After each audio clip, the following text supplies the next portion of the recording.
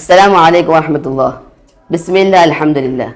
പരിശുദ്ധ ഖുർആനിൽ സൂറത്തുൽ ഹുജറാത്തിലൂടെ സത്യവിശ്വാസികളെ തന്റെ അടിമകളെ പറ്റി അഭിസംബോധന ചെയ്തുകൊണ്ട് അള്ളാഹു സുബ്ഹാനഹു വ തആല ചില കാര്യങ്ങൾ പറയുകയാണ്. അതിൽപ്പെട്ട ഒന്നാണ് വലാ യഗ്തബ് ബഅ്ദുകും ബഅ്ദാ, നിങ്ങൾ പരസ്പരം പരദൂഷണം പറയരുത്. നിങ്ങളുടെ സഹോദരൻ ഇല്ലാതിരിക്കെ അവനെപ്പറ്റി അവന് ഇഷ്ടമല്ലാത്ത കാര്യങ്ങൾ പറയലാണ് പരദൂഷണം എന്ന് പ്രവാചകൻ സല്ലല്ലാഹു അലൈഹി വസല്ലം പഠിപ്പിച്ചു തരുമ്പോൾ നാം അത് വളരെ ഗൗരവത്തോടെ മുഖവിലക്കെടുക്കേണ്ടതാണ്.